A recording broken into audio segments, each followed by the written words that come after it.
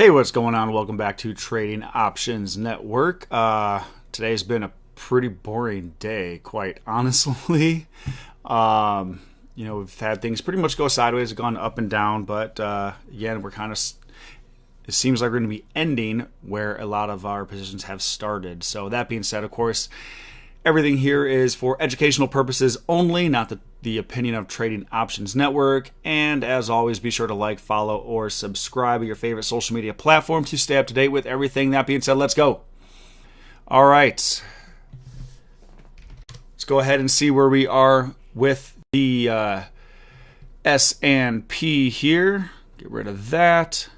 Get rid of that. We'll put on some Bollinger Bands here.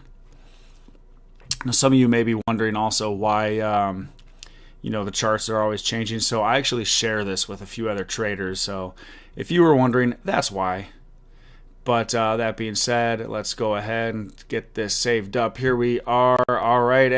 As we expected, we are nowhere. Again, as I mentioned it yesterday and today, we're probably not going to be doing or seeing much until the CPI and PPI reports come on. By the way, I just realized I haven't been showing my face for a couple days. Hi. Anyways, so again, we are going nowhere. If we go ahead and look at our positions, we are looking just fine. We're actually, this is kind of interesting to me. So let me go ahead and close all these so it's not getting jumbled up at the moment. All right, so profit and loss for the day, $3,500. Now, I want to come over here really quick and, on the charts here, I'm going to pull this up, maximize it. Every single one of our positions is red. Every single one. Okay? In terms of what's happening today. They're all down today. We only have one bear position. But yet if we look at each of our positions here, only three. Only three. A few minutes ago, we only had two that were red. Okay. Actually, no, I'm sorry. We only had one that was red. And that would have been the Coherent Corporation. The SOXX semiconductor ETF, right before I started this training, was actually green for the day, as was T-Mobile. T-Mobile was green for the day as well. It was actually green quite a bit. I'll show you that chart here in a second. But nonetheless, 4 out of the 5 were green on what was pretty much a solid red day. And again, that is the theta, the time value of our contracts, because a lot of these are expiring. McDonald's is expiring this week, Roblox is expiring this week, and T-Mobile is expiring this week. Come on, there we go. All three of them are expiring this week. So theta is actually taking control of these trades because they are where we want them to be for the most part.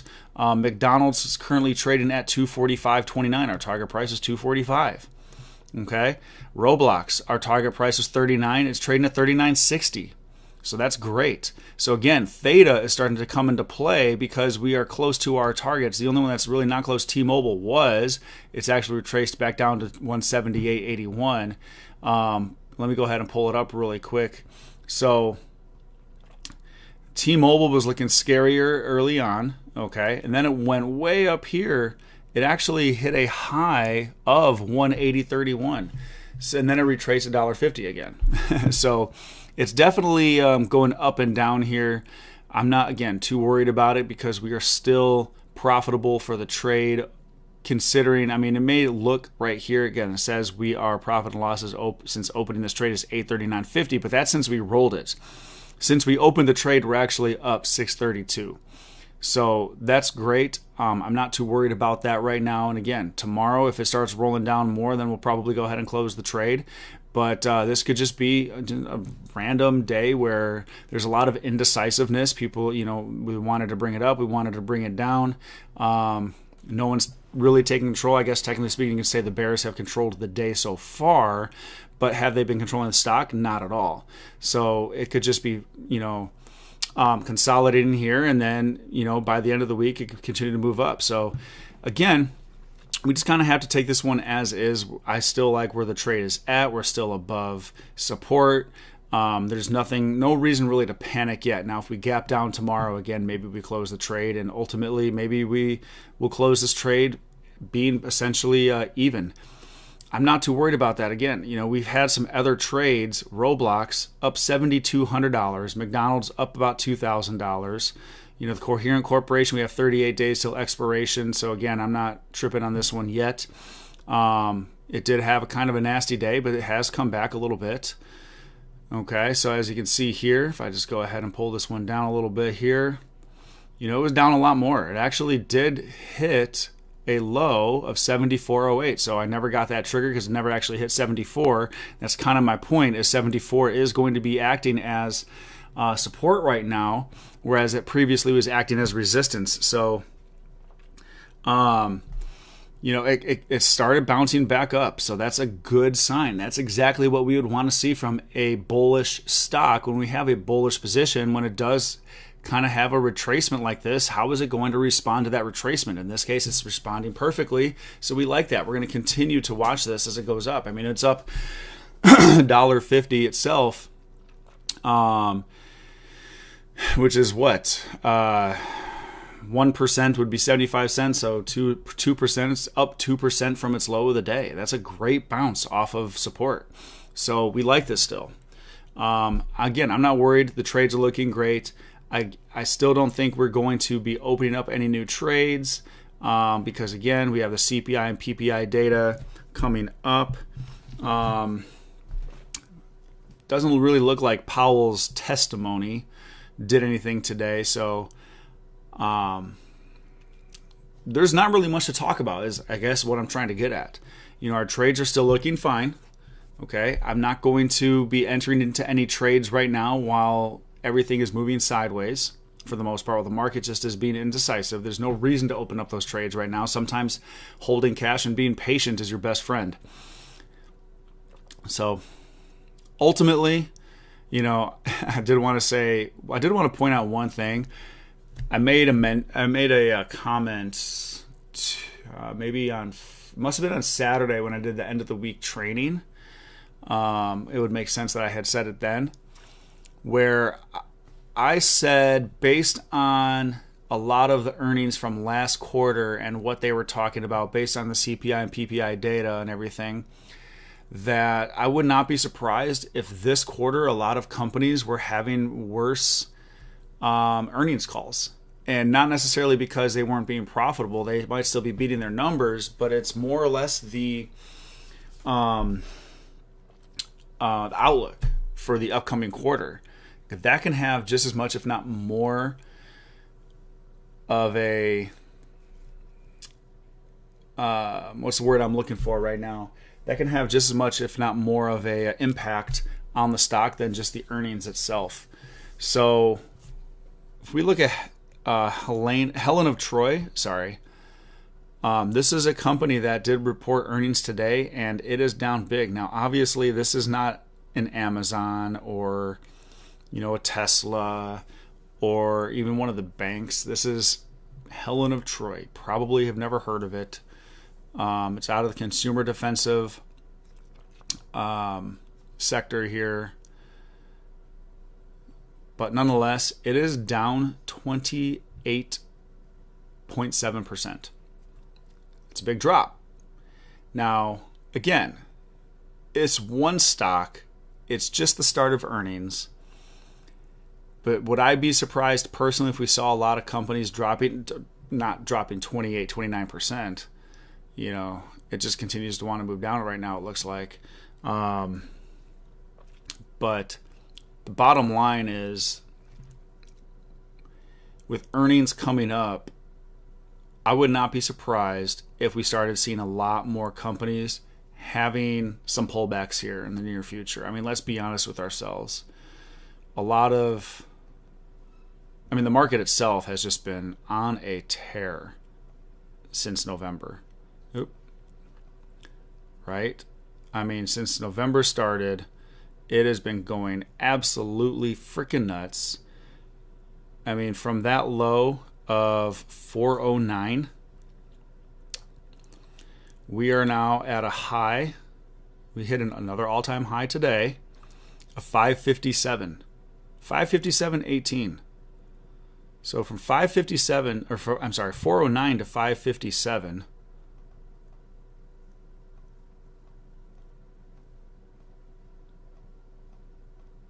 We are up 36%. 36% in 7 months. That's insane. That is ridiculous. It's almost unfathomable. And I hope you were on that side, by the way. There's a lot of money to be made in these last 7 months. But that is nuts. I don't know what else to say. 37% in 7 months. We can't maintain that. We just can't. There's zero chance we're going to be up almost 80% in 1 year. Let's just Google it really quick. What is the highest S&P 1 year return?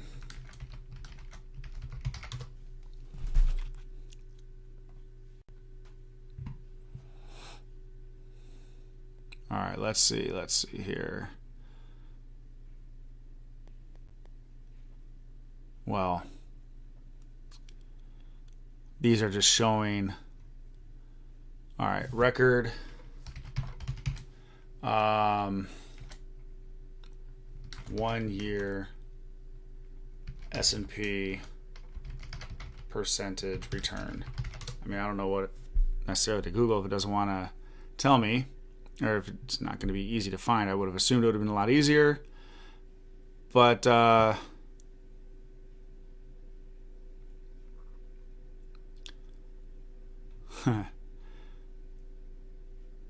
right, here.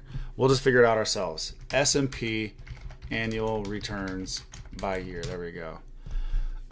Excuse me. All right.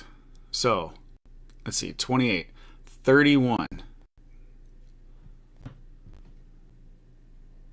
Yeah, that can't even be right. 17% in 2024. It can't even be right. But nonetheless, 31 in 2019. 32 in 2013. 32%. 33 in 97. 37 in 95.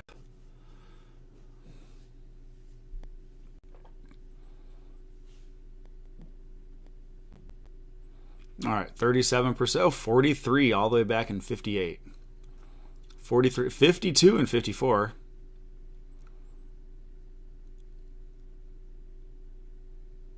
Okay.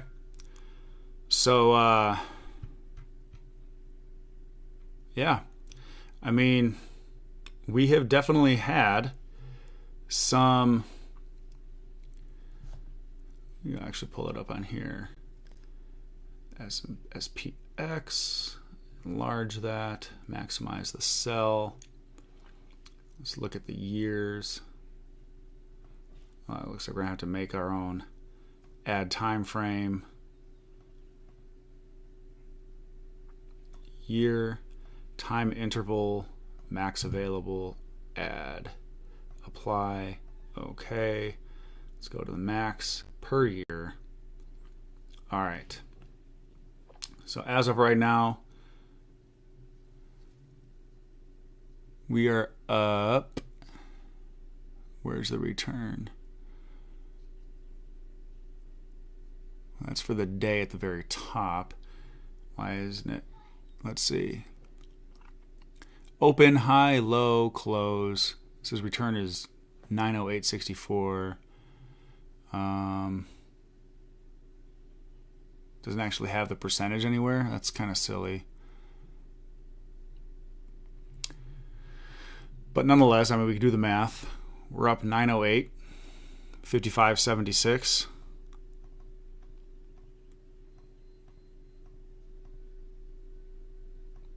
That's 46.68. So we'll take 908 divided by 46.68.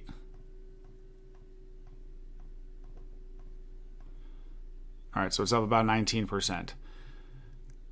I would have thought a bit more, but maybe from November to December must have been quite the jump. And I mean, I know it was. I wasn't realizing it was that much, but nonetheless, the year before, not as much.